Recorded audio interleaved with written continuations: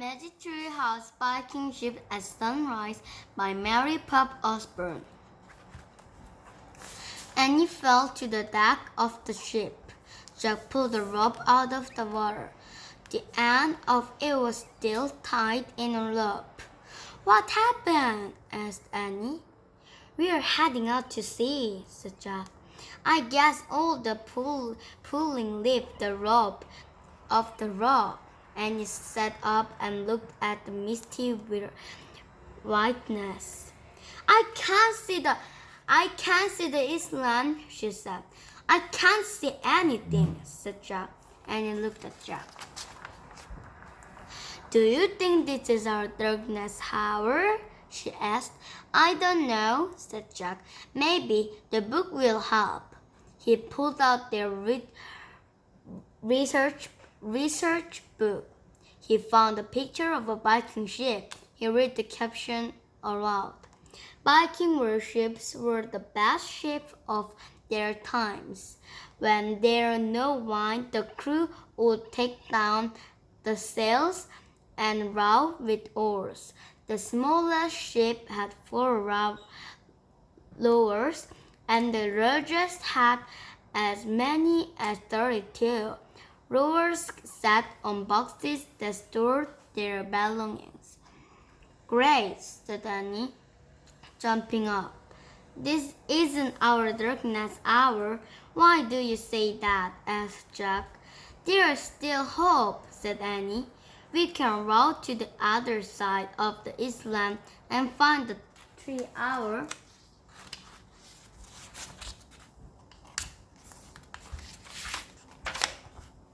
"Are you not?" said Jack. "Please, Jack," said Annie.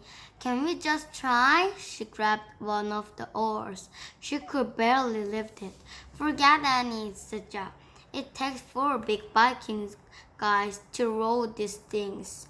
You're too little. I'm too little." "Come on, Jack, just try," said Annie. "You got an oar too. We'll sit on boxes across from each other." "Oh, brother," said Jack. Annie dragged her long oar over to a storage box. "I'm not doing this alone," she said. Jack groaned. Then he dragged an oar to the box across from Annie. "Cool," said Annie. She peered into a storage box. "Look, one for each of us." She lifted out 2 small Viking helmets. "Maybe these were made from Viking kids who sometimes read in this ship," said Annie. "Maybe," said Jack. He hadn't thought of Vikings as real people before. People with families and little kids. Annie pulled off her scarf and put her helmet on her head. "Now I feel a little like a Viking too," she said. "I bet it will help me row." She handed Jack a helmet. He put it on. It made him feel a little different. "I don't know about this," he said. The helmet wasn't as heavy as the one he had worn in the time of castles, but it was still pretty heavy. "Well, I'm braver with mine on," said Annie. Jack smiled. He didn't know how Annie could be braver than she already was. "Ready to row?" she asked. "Yep," said Jack. He was feeling braver himself. The wind picked up as Jack lifted his heavy oar over the side of the ship.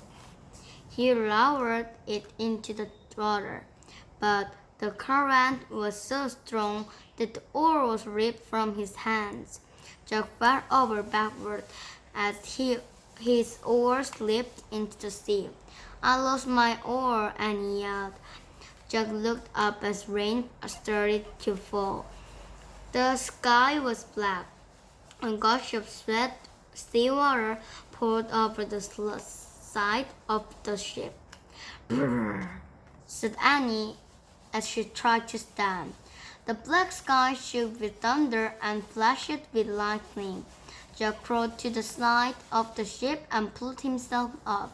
Another huge wave was coming right toward them. It's our darkness hour too, cried Annie. Get Brother Michael's books. Jack reached into his leather bag. He put out the jeweled book and held it up. Save us, story, he cried. He looked at the sea again. What he saw made him scream. Rising from the oncoming wave was a giant sea serpent. The serpent's head rose higher and higher above the water. Jack couldn't move. He's beautiful, said Annie. Beautiful? Cried Jack. The serpent's neck was as tall as a two-story building. Its green scales were covered with sea slime. Go away, shouted Jack. No, stay, help us, shouted Annie. The great serpent glided closer to the ship. Jack thought, come on, said Annie. You can do it. Get us to shore before the ship sinks. Jack closed his eyes. He felt the ship jerk, then moved forward. He looked up. They were gliding over the giant waves. Jack turned. The great serpent was pressing its long neck against the back of the ship, pushing it toward the shore. As the serpent pushed them, the wind grew calmer. The clouds lifted as the water glittered with sunlight. The rocky shore grew closer. Jack could see the treehouse on the ledge above it. Hurry! Annie called to the serpent monster. The great serpent gave the ship one last push. The ship swooshed onto the sandbar near the shore. Jack put the jeweled book carefully back into his bag. Then he and Annie climbed out of the ship onto the wet sand. They looked back at the sea. The great serpent was whirling its long neck into the air. Its scales glittered pink and green in the sunlight. Bye, shouted Annie. Thanks a lot. The monster seemed to nod at her. Then he dove into the sea and was gone. Jack and Annie headed toward the rocks. All of a sudden, Annie gasped. She said, pointing to the top of the cliff. Two Vikings were staring down at them. To the treehouse, cried Jack. The Vikings shouted and started down the steep stairs. Jack and Annie began scrambling up the rocks. They reached the treehouse and climbed inside. Jack read the Pennsylvania book. Annie stuck her head out the window. Go home! Stop causing trouble! She yelled to the Vikings, who were almost off the ledge. Jack pointed at the picture of the Frog Creek Ooze. I wish we could go there, Jack shouted. Just as the Vikings reached the ledge, the wind began to blow. The treehouse started to spin. It spun faster and faster. Then everything was still, absolutely still. Boy, I'm glad to be back in my jeans, said Annie. Jack opened his eyes. He still felt damp, but he glad to be wearing his jeans again too. Welcome home, said Morgan. She was standing in the shadows. Are you all right? Of course, peeped Annie. And we brought back the lost books, said Jack. He reached in his backpack and took out the jeweled book of Brother Michael. He handed it to Morgan. The annetress sighed. She ran her hand over the sparkling cover. A great work of art, she said. Morgan then put the book next to the scroll from Roman times and the bamboo book from ancient China. I'm afraid the story you wanted is not all there, said Jack. Brother Michael didn't get the chance to finish it, Morgan nodded. I know, she said. Sadly, we have only bits and pieces of many wonderful old stories.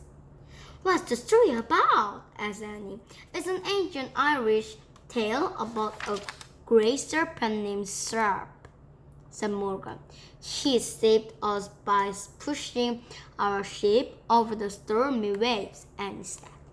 Serp was a huge, ugly monster, said Jack.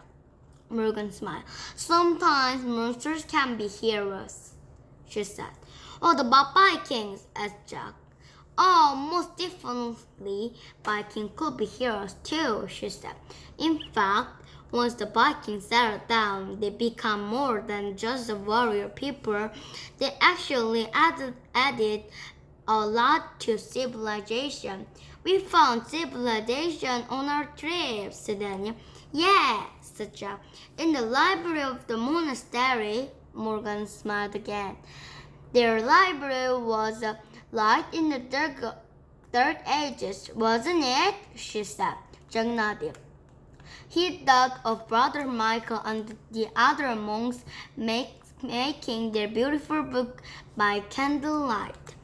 Thank you also for your great courage, Morgan said. You are both heroes too, Jack smiled shyly.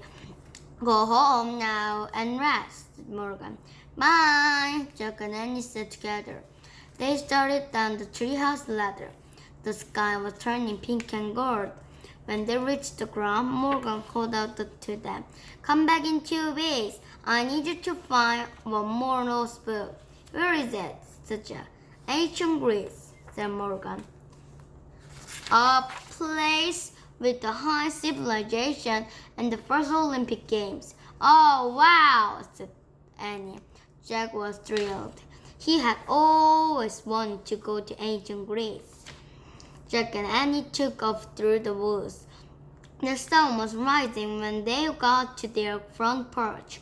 Annie opened the front door. She stuck her head inside and listened. Everything's quiet, she whispered. I think Mom and Dad are still sleeping. She moved quietly inside.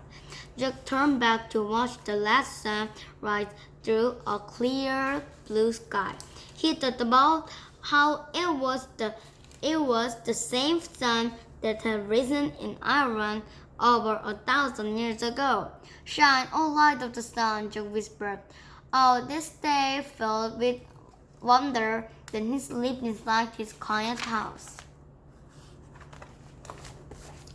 Thanks for listening.